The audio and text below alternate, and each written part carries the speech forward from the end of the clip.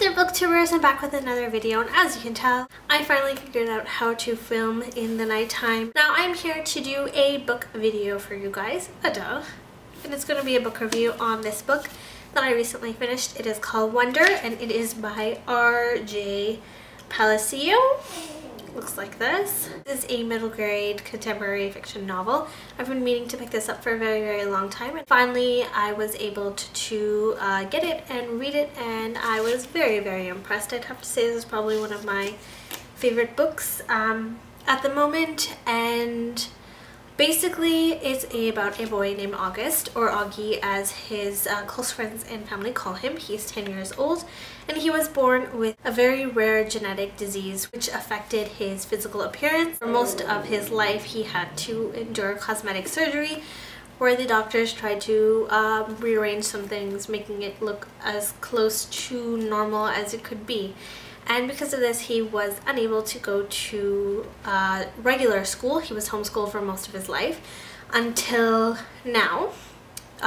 His parents decided that it is time for him to go to school and to interact with other children. Despite Augie protesting his parents' opinion, he ends up going to school. Now you'd expect this book to be entirely in the perspective of Augie, and it's not. It's actually the perspective of Augie and 5 other characters, which is really interesting, and one of the things that I actually really quite enjoyed in the book, because it allowed me, and I'm sure many other readers, to really get into the head of some of the children who are having to deal with having a new student in school who is not just a regular new student. There were times where the tone of the book was a little confusing. It was hard to decipher which character was which because the voice sounded very similar, but there were a few distinct characters that I really liked other than Augie. For instance, I really loved his sister Via, and I really admired her as a character. She is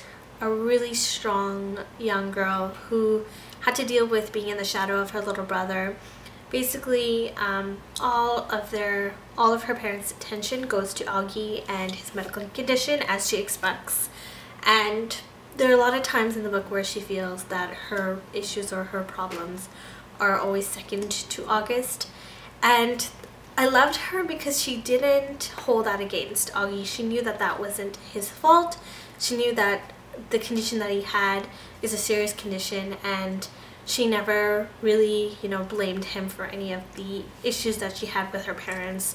And also she was like, she's highly defensive and really protective over her little brother.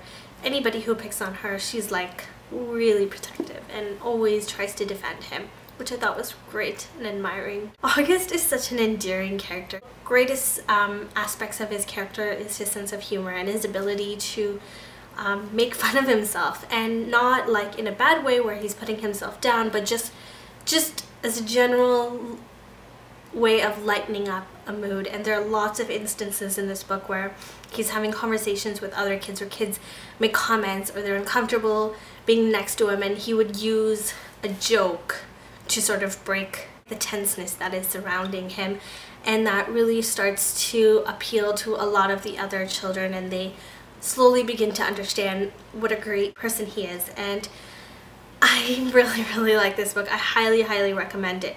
A lot of people have issues with this book being really positive and really, the ending being too neat and too perfect, and I kind of really liked that about the book, actually.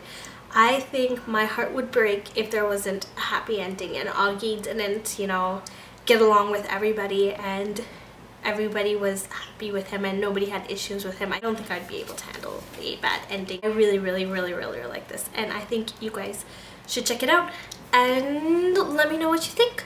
But yes, that's pretty much it. I hope you guys enjoy this video. Comment, rate, and subscribe. Ta-ta!